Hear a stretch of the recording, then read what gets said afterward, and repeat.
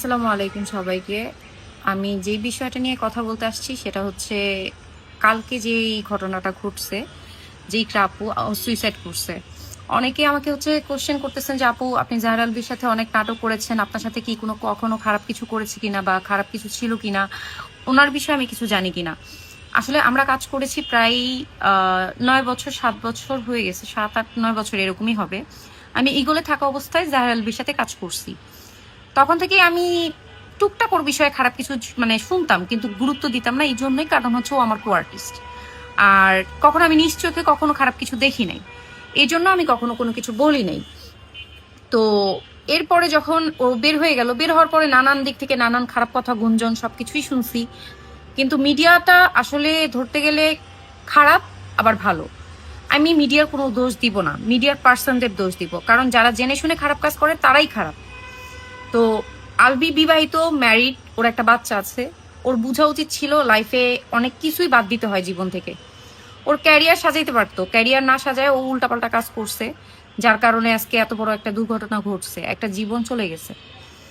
তো ওর ভিতরে কোনো শোকাহত দেখি নাই, যার জন্য আমার কাছে খারাপ লাগতেছে আর কি। আমি যখন ওর ফোনে ভয়েসটা শুনছি, আমি ওকে যথেষ্ট পরিমাণ সম্মান করতাম, একটা কো আর্টিস্ট হিসেবে অনেক সম্মান করতাম। সেই সম্মানটুকু এখন ওর জন্য আমার নাই। আর তিথির কথা কি বলবো, একটা বিবাহিত মেয়ে, ওর আগে বিয়ে হয়েছে, সবকিছু ঠিক আছে।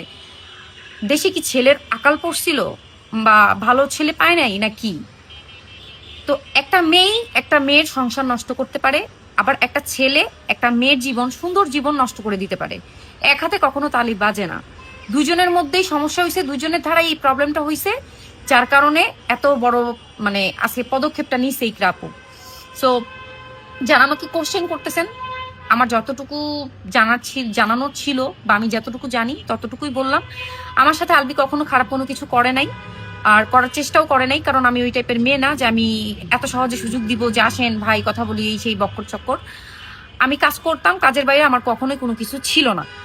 আর ব্যক্তি মানুষ হিসাবে সে কেমন সেটা তার বউ জানতো, এই জন্যই হয়তো বা আজকে এইরকম কিছু একটা করছে।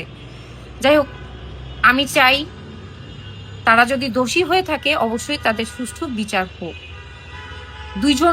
দুইজনেরই বিচার হোক, দুইজনেই একসাথে যাতে ভোগে। একটা জীবন নেওয়া মুখের কথা না। আল্লাহ হাফেজ, সবাইকে ভালো থাকবেন।